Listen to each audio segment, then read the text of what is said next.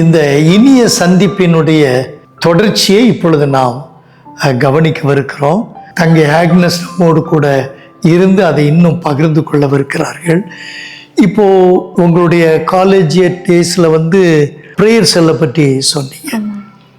இப்போ அதில் இந்த ஜெபக்குழு நடத்தக்கூடாது, இல்லை கிறிஸ்தவர்கள் மட்டும் கூடி நேரம் செலவழிப்பது இந்த இடத்துல அனுமதிக்க கூடாது, அப்படிப்பட்ட ஏதாவது பிரச்சனைகள் எழுந்திருக்கா? டெஃபினட்டா அங்கிள். இப்போ நம்ம எதுவும் குரூப் ஆர் எதுவும் ஒரு சொசைட்டி ஆர்கனைசேஷன் ஃபார்ம் பண்ணல. நம்ம சேர்ந்து உட்காந்து we are reading the Bible and we are praying. But இந்த மாதிரி activities it is not allowed. இதை மாதிரி பண்ண வேண்டான்ற formal and informal directions were given. But நாங்கள் என்ன பண்ணோம் அப்படின்னா, we are not doing anything against the law. நம்ம வெறும் சட்டத்துக்கு விரோதமாகவோ இல்லைன்னா யாருக்கும் விரோதமாகவோ நம்ம கூட்டம் கூடல. நம்ம we have the right to join together. நம்மளோட ஹோலி புக்கை we are reading and we are praying for others. So இதை நம்ம யாரும் கர்ப் பண்ணுறதுக்கு முடியாது. அதனால அந்த மாதிரி டைரக்ஷன்ஸ் வந்த பொழுதுமே நாங்கள் எங்களுக்கு முடிந்த மாதிரி ஸ்டேர் கேஸில், ஸ்டேடியம்க்கு பின்னாடி அந்த மாதிரி இடங்கள்ல we gathered, we sat together. ஒருத்தர் பற்றி ஒருத்தர் விசாரிச்சு ப்ரேயர் ரிக்வெஸ்ட் ஷேர் பண்ணி ஜெபம் பண்ணி இன்னும் நிறைய பிள்ளைகள் வரணும் அப்படின்னும் நாங்கள் ஜெபம் பண்ணோம் அங்கிள். ஸோ இன்ட்ரெஸ்டட் பீப்புள் யாரெல்லாம் ஆண்டவர் சூஸ் பண்ணாரோ அவங்க எங்களோட செல்ல சேர்றதுக்கு ஆண்டவர் வழி வச்சு. 1ஆம் நூற்றாண்டு திருச்சபை நாட்களில் கேட்டகோம்ஸ்ன்னு சொல்லுவாங்க.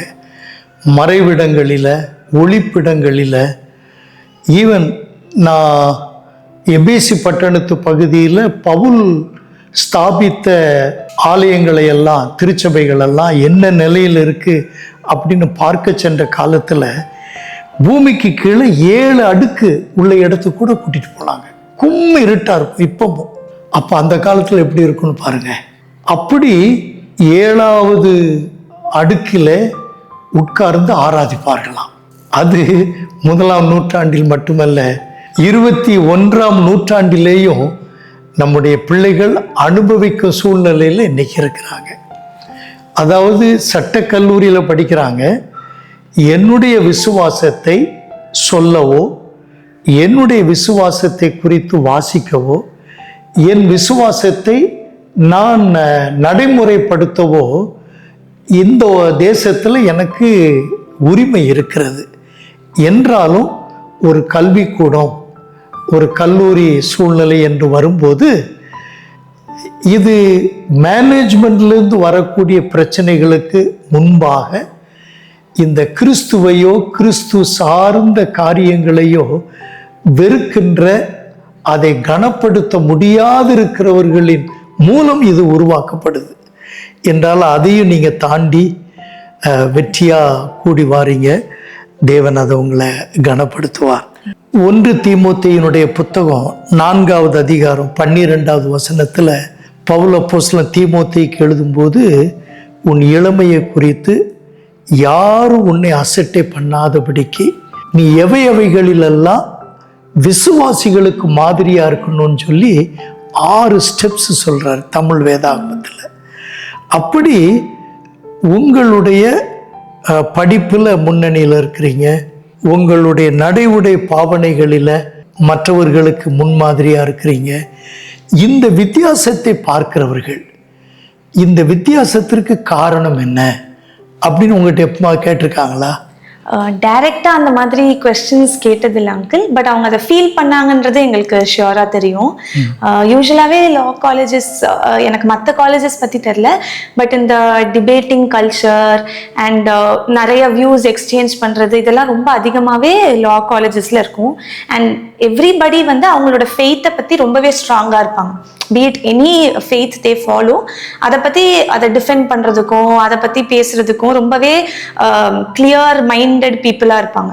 ஸோ அந்த மாதிரி ஒரு இடத்துல நாங்கள் இருக்கிறப்போ இந்த ப்ரேயர் செல் எப்படி உதவி செஞ்சுது அப்படின்னா, உன்னோட விசுவாசத்தை குறித்து கேட்கிற யாவருக்கும் நீ சாந்தத்தோடும் வணக்கத்தோடும் பதில் சொல்ல ஏதுவாக இருக்கணும் அப்படின்னு 1 பேதுருவில் சொல்கிற மாதிரி, நம்மளோட ஆண்டவர் உண்மையான ஆண்டவர் நம்ம டிஃபெண்ட் பண்ணுறதுக்கும், Bible is the word of God அப்படின்னு டிஃபெண்ட் பண்ணுறதுக்கும் அந்த பைபிள் ஸ்டடி எங்களுக்கு ஹெல்ப் ஆச்சு.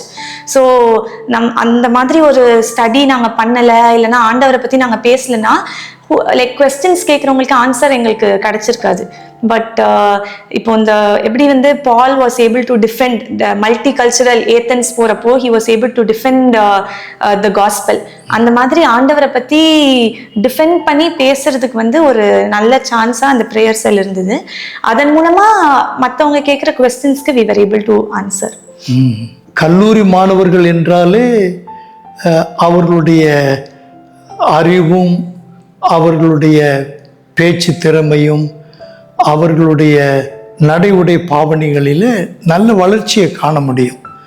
அது சட்டக்கல்லூரி என்று வரும் பொழுது அவர்கள் பேச்சு திறமையிலும் நாட்டினுடைய சட்டத்தை அறிந்து அதற்கு ஏற்ப தங்களை வெளிப்படுத்துவதிலும் தங்கை சொன்னது போல தங்களுடைய நம்பிக்கை தங்களுடைய விசுவாசத்தை எந்த மார்க்கத்தை பின்பற்றுகிறார்களோ அதை குறித்து மற்றவர்களுக்கு முன்பாக சொல்லுவதிலும் நிச்சயமாகவே திறமை உள்ளவங்களாக தான் இருப்பாங்க.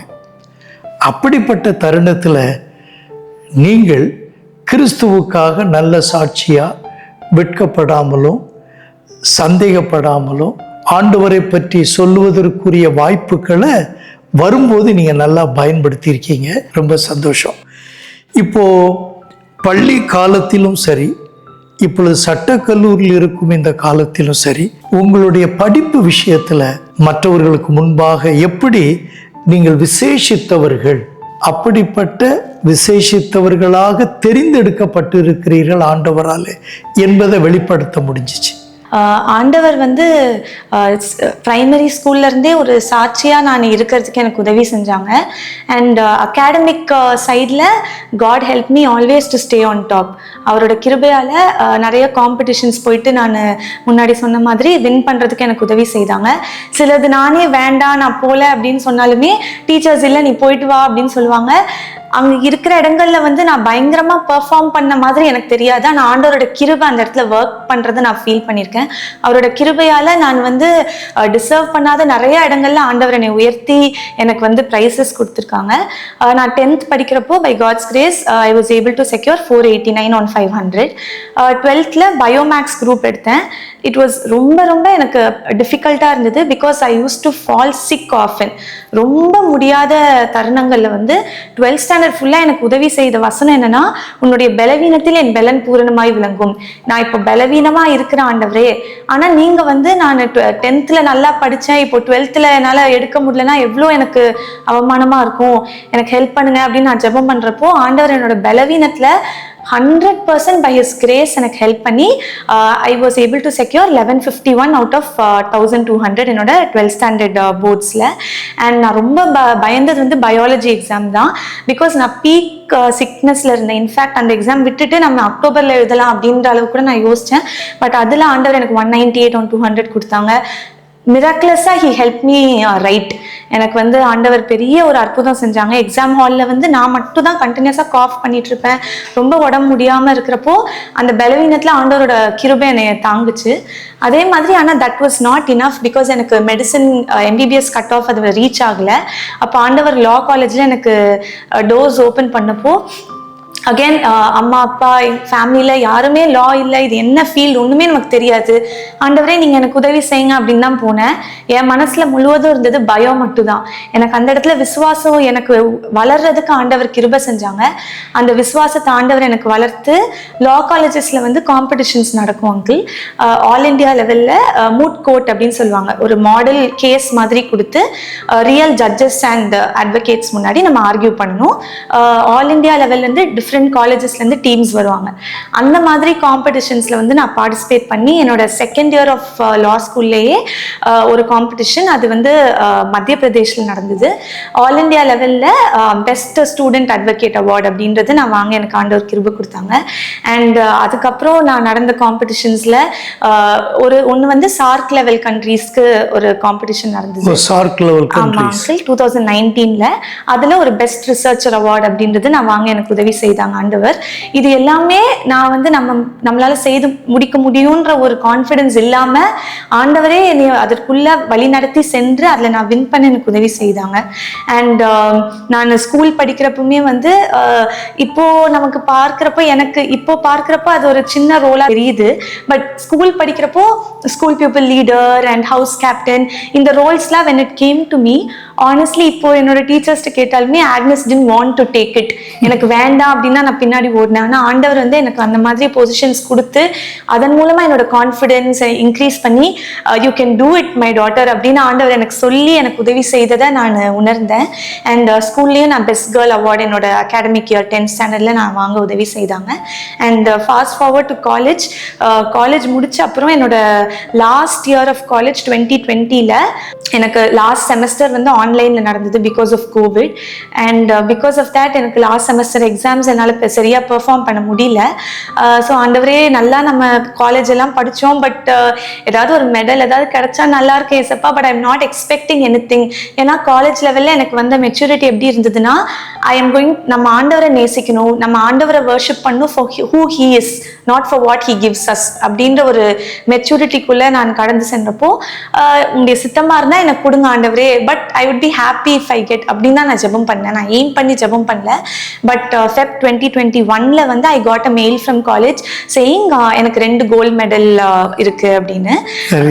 ஆமாம் uncle, topper in law subjects and என்னோட department topper 2 gold medals I was able to get from the vice president of India. அதனால அந்த ஒரு ஆசீர்வாதத்தை ஆண்டவர் கொடுத்தாரு. அண்ட் காலேஜ் லா படிக்கிறப்போ கம்பெனி செக்ரட்டரின்னு ஒரு கோர்ஸ் இருக்கு அப்படின்னு ஐ கேம் டு நோ. ஆண்டவர் வந்து நம்மளை அறியாத பாதைகளில் தெரியாத வழிகளில் நம்மளை நடத்துகிற ஆண்டவர் அப்படின்றத நான் ரியலைஸ் பண்ணேன். Because all my aim was medicine தவிர வேற என்ன கோர்ஸ் இருக்குன்னு கூட எனக்கு தெரியாது. பட் இந்த கம்பெனி செக்ரட்டரி கோர்ஸ் இருக்கு, இது வந்து நம்ம கார்பரேட் லா சைடில் போகிறதுக்கு இட் வில் பி யூஸ்ஃபுல்னு நான் தெரிய வந்தேன். அதோட pass percentage is very less. சிஏக்கு நெக்ஸ்ட் ரொம்ப டஃபஸ்ட் எக்ஸாம் அது. அந்த எக்ஸாம் நான் கிளியர் பண்ணுறதுக்கு ஆண்டவர் எனக்கு உதவி செஞ்சாங்க. அது 3 லெவல் இருக்கும், ஃபவுண்டேஷன், எக்ஸிக்யூட்டிவ், ப்ரொஃபஷனல். அந்த 3 லெவல் கிளியர் பண்ணி அதுக்கப்புறம் 2 years ஆஃப் ட்ரைனிங் நம்ம பண்ணணும் ஒரு ஃபர்மில்.